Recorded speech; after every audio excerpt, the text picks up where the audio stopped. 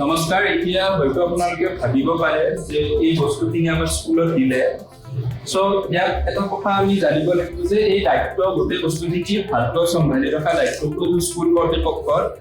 আপোনালোকে চাব এই বস্তুটো যদি কেতিয়াবা আইডাৰ speaker UPS router eliminated issue হয়, আমাৰ কলিগে অলৰেডি এটা ভিডিঅ' দেখুৱাইছে আপোনালোকক। সেইকেইটা যদি টেকনিকেল ইছ্যু আছে কেনেকৈ সলভ কৰে তাৰ ওপৰত অলৰেডি আমি দেখুৱাই দিছোঁৱে। আৰু এটা নতুবা ইনচিডেণ্ট হ'ব পাৰে যে বস্তুখিনি চলে এটা চেট কেছ নতুবা চুৰ হৈ যাব পাৰে। তো চুৰ হৈ গ'লে আমি কি কৰিব লাগিব? পোনপ্ৰথমে যে আমাক জনালে সভাৰ ফলত আপোনালোকে জনাব, তাৰপিছত আপোনালোকৰ ফালৰ পৰা আমাক দুখন লেটাৰ লাগিব। আপোনালোকক জুম কৰি দেখুৱাই দিছোঁ। আপোনালোকে MP or CEO স্কুলনেটলৈ দিব লাগিব এবাউট দ্য ইনচিডেণ্ট। আপোনালোকৰ কি হ'ল ঘটনাটো বিৱৰণ আপোনালোকে এনেকৈ আমাক এখন লেটাৰ দিব।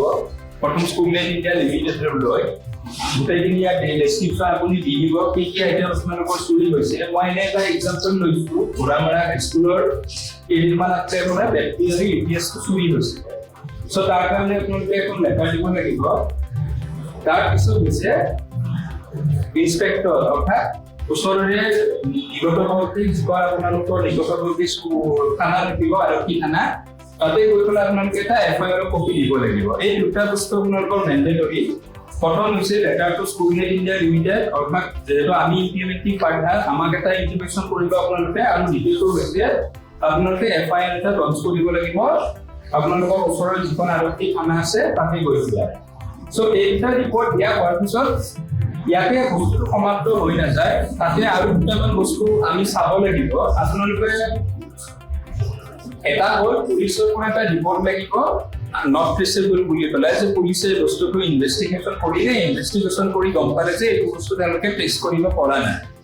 তাৰে ফাইনেল ক্লজাৰ ৰিপৰ্ট এটা পুলিচৰ পৰা আমাক লাগিব।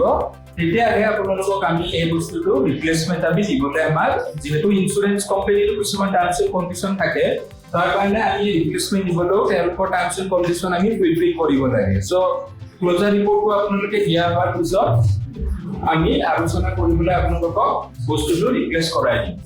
লগতে আৰু এটা কথা কৈ দিওঁ, আপোনালোকৰ যদি ইয়াতে কিছুমান ইনচিডেণ্ট হ'ব পাৰে, হয়তো ফিজিকেল ডেমেজ, কেতিয়াবা হয়তো আপোনালোকৰ পেনেলখনতে কিবা এটা আপোনালোকে ডেমেজ কৰিলে, তেনেকুৱা ধৰণৰ ইনচিডেণ্ট আমাৰ ওচৰত আছে। চ' তেনেকুৱা কেছত কি হ'ব পাৰে, মই আপোনালোকক কিছুমান ফটো দেখুৱাই থৈছিলোঁ। ফৰ এক্সাম্পল এইখন স্কুলৰ মই এক্সাম্পল দেখুৱাইছোঁ। এইখন দেখিছেনে? এইখনত কোনো ধৰণৰ চুৰি হোৱা নাই, কোনো ধৰণৰ একো হোৱা নাই। য'ত পেনেলখন ফাংচনলেছ হৈছে কাৰণ এইখন কোনোবাই পেনেদি মাৰি দিছিলে, অৰ্থাৎ এইটো এটা ফিজিকেল ডেমেজত পৰে। ত' ফিজিকেল ডেমেজত যেতিয়া পৰিব, এইটো এটা এনেকুৱা এটা ইনচিডেণ্ট। চ' দুটা আমি ৰিপৰ্ট পাইছোঁ দিয়ালে এনেকুৱা ধৰণৰ ইনচিডেণ্ট।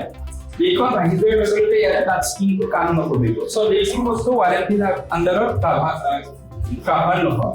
আমি এই ফিজিকেল ডেমেজটো ৰোধ কৰিবৰ কাৰণে এই প্ৰটেক্টিভ লেয়াৰখন দিয়া হৈছে। আপোনালোকে দেখিছে এই প্ৰটেক্টিভ লেয়াৰখন দিয়াৰ উদ্দেশ্যটো হৈছে যাতে বাচ্চাটোৱে ইয়াত কোনো ধৰণৰ ডাষ্টাৰ, কলম, পেঞ্চিল এইবোৰ মাৰি দিব নোৱাৰে। এইকাৰণে এই কেবিনেট দিয়া হৈছিল। গতিকে স্কুল কৰ্তৃপক্ষক অনুৰোধ কৰোঁ তেওঁলোকে যাতে এইটো ভালকৈ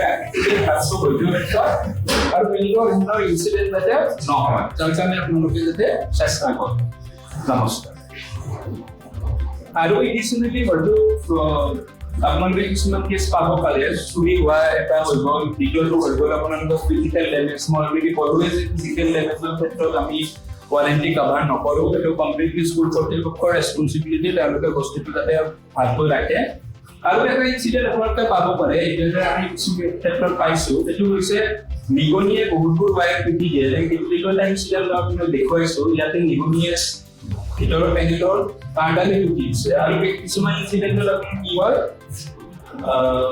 সেই তাঁৰডাল আপোনালোকৰ খোলা দেখিব পাৰে। যেতিয়া স্পীকাৰ হয়, মেইন স্পীকাৰৰ তাঁৰডাল যিহেতু ওলাই থাকে, আপোনালোকৰ এইডাল কোনো ধৰণৰ কাভাৰমেণ্ট থাকে, তেনেকুৱা ক্ষেত্ৰতো তাঁৰডাল টুটি দিয়ে। কেতিয়াবা হয়তো পেনেলৰ পাৱাৰ কেবুলডাল টুটি দিব পাৰে, আৰু হয়তো কেতিয়াবা UPSৰ তাঁৰডাল টুটি দিব পাৰে।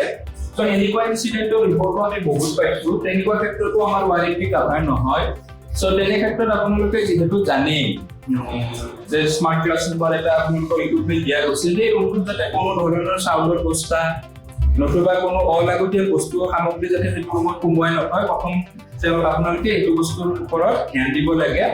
কাৰণ কিছুমান স্কুলত আমি ইনচিডেণ্ট পাইছোঁ য'ত হয়তো নিগনি ফুটা দেখোঁ কাষত হয়তো চাউলৰ বস্তা থাকে তেনেকুৱা ধৰণৰ নাৰাখিব আৰু যদি নিগনিয়ে তাত এটেক কৰে বুলি আপোনালোকে জানে তাৰ কাৰণে বজাৰত কিছু হয়তো নিগনিৰ পৰা দূৰ ৰখা ঔষধ কিছুমান পোৱা যায় তেনেকুৱা কিছুমান বস্তু আপোনালোকে ফেনেলৰ ইয়াতে আঠা লগাই পেলাই থৈ দিব পাৰে যাতে ইনচিডেণ্টবোৰ আপোনালোকে ৰোধ কৰিব পাৰে তেনেকুৱা আমি দুখনমান স্কুলত আমি ইনচিডেণ্ট হোৱাৰ পিছত আমি তেনেকুৱা প্ৰটেক্টিভ কিছুমান মেজাৰমেণ্ট আমি লৈছিলোঁ যাৰ ফলত তাৰে কাম দিছে গতিকে তেনেকুৱা ধৰণৰ কিছুমান বস্তু কিনি পেলাই ইয়াতে আঠা লগাই থৈ দিব পাৰে অথবা আপোনালোকে পেনেলৰ চাইডতো লগাই থব পাৰে এই ইনচিডেণ্টবোৰ এতিয়া আমি ৰোধ কৰিব পাৰোঁ ধন্যবাদ